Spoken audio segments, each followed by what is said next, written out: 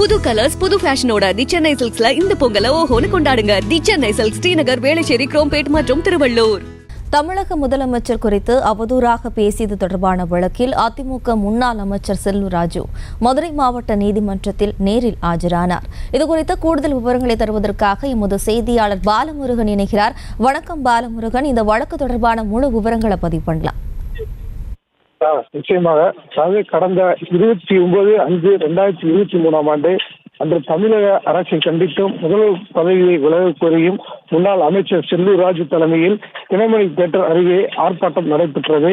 இந்த ஆர்ப்பாட்டத்தில் தமிழக முதல்வர் மேல் அவதூறு பரப்பும் வகையில் தமிழகத்தில் தொடரும் ஊழல் முறைகேடுகள், கள்ளச்சாராயம் மற்றும் போலி மதுபான இறப்பு, கொலை, கொள்ளை, கற்பழிப்பு, போதைப் பொருட்கள் பழக்கம் உள்ளிட்ட சட்ட ஒழுங்கு சீர்கேடுகளை கட்டுப்படுத்த தவறிய விடியா ஸ்டாலின் அரசை கண்டித்தும் இவற்றுக்கு முழு பொறுப்பேற்று நிர்வாகத்திலும் ஏற்ற முதலமைச்சர் மு க ஸ்டாலின் உடனடியாக பதவி விலக வலியுறுத்தி கண்டன ஆர்ப்பாட்டம் நடப்பதாகவும், பொய்யான வாக்குறுதிகளை ஊர் ஊராக போய் ஸ்டாலின் பேசினார், பாலாறும் தேனாரும் ஊரும் கூடும், மின்சாரம் கட்டணத்தை உயர்த்த மாட்டோம், மாதம் மின் கட்டணம் கணக்கெடுக்கப்படும், நீட் தேர்வு உடனடியாக ரத்து செய்யப்படும், அனைத்து குடும்ப அட்டைதாரர்களுக்கும் 2,10,00,000 பேருக்கு மாதம் 1,000 ரூபாய் கொடுக்கப்படும், 1,000 ரூபாய் வழங்கிய முதியோர் பென்ஷன் 1,500 ரூபாய் வழங்குவோம், மாணவர்களுடைய கல்வி கட்டணத்தை உடனடியாக ரத்து பண்ணுவோம்.